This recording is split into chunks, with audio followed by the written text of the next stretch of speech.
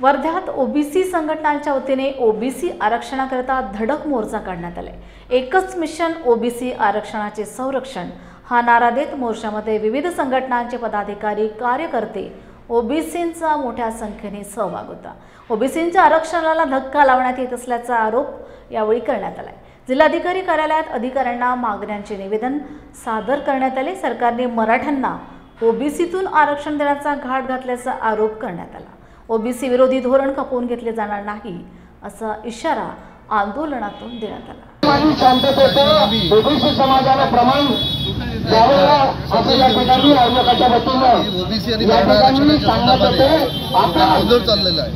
जो काही अनावश्यक इलिगल GR काढून ओबीसी समाजावरती जो काही अन्याय होतोय त्या अन्यायाला कुठेतरी वाचा फोडली पाहिजे आणि हा जो काढलेला GR आहे तो अन्यायकारक आहे तो परत घेतला पाहिजे। त्याच्याकरता आजचा हा धडक मोर्चा वर्धानगरीमध्ये होतो आहे आणि ही आजची सुरुवात आहे।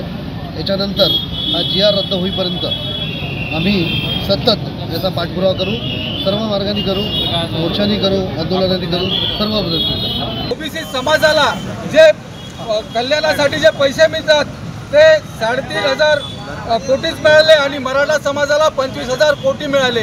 हा असा अन्याय आहे आणि हा GR शासनाने त्वरित रद्द करण्यासाठी हा आजचा ओबीसींचा मोर्चा, सर्व पक्षीय मोर्चा ओबीसी बांधवांनी काढलेला आहे। त्यासाठी सर्व पक्षाचे ओबीसी लोक, सर्व संघटनेचे ओबीसी लोक, नेते, कार्यकर्ते, लहान मुलं इथे आलेले आहेत। त्यासाठी आजचा हा मोर्चा आहे। याचा आमदार खासदार वगैरे सहभागी होणार आहे का? ओबीसी नाही, आमदार खासदारांना निमंत्रण दिलेलं नाही, पण जे ओबीसी आहे ते कार्यक्रमाला येतील असं आम्हाला आशा होती। ते लोक आलेले नाही आहे।